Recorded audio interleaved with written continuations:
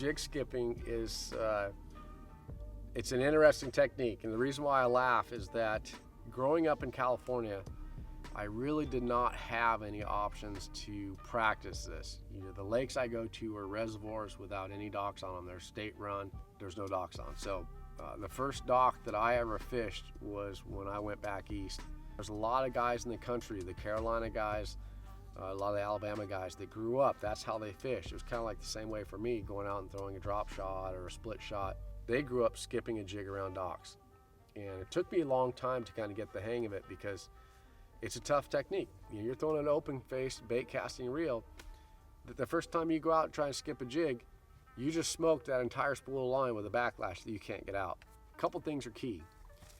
Trailer makes a big difference when you're skipping a jig. Size of the jig, the weight of the jig makes a difference as well. I rarely go heavier than a 1/2 ounce, and every once in a while I'll go to a 5/8, but for the most part it's either a 3/8, 1/2 ounce is kind of the key size for me.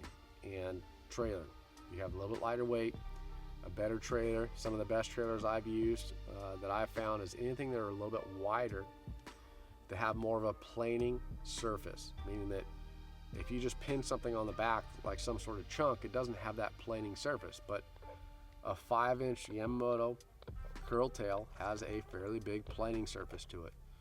So does a Yamamoto flapping hog. That's probably one of the best jig skipping trailers you can put on a jig is the flapping hog, because it's a little bit wider. This portion right here is a little wider, which means that when you skip this thing and it's going this way, it's like a little surfboard. It just shoots right across the water. Now, once you have that, this jig happens to be any of the 3/8 to 1/2 ounce jigs are going to be a mini ball jig by Boss.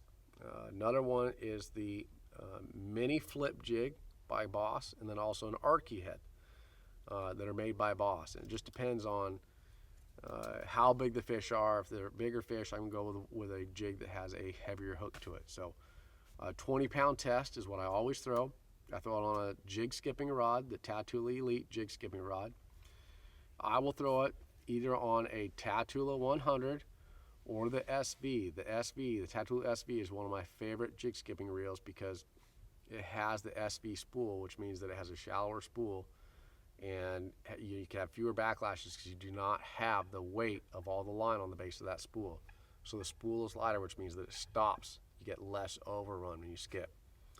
But the biggest thing, the biggest key ingredient in skipping a jig is do not cast it too hard. What I noticed when I started is I thought that I had to throw it really hard to make it skip.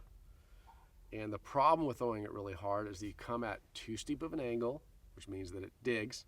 And when it digs, it stops right there in front of you, and your rod and your reel right there explodes. Or when you make that sidearm cast, you have to make it sidearm cast. It's just like skipping a rock. You don't stand up and throw it straight down like this to skip it. You turn sideways and you get very low and you go to skip that rock, because you want that thing to shoot out as level to the surface of the water as possible. The more level it is, the more it's going to skip. I found out that the times that I just took my time, I made an easy cast, I could skip it a lot farther. It's amazing how far this thing will skip on a bait caster by just taking a smooth, calculated swing, keep it low, release it low, try to skip the rock, and it will go farther than if you try and snap at it really fast. So swing the rod back, load up the rod, swing it forward in a smooth and calculated swing, keep it low, and do not cast it hard, and you will skip farther, I promise you.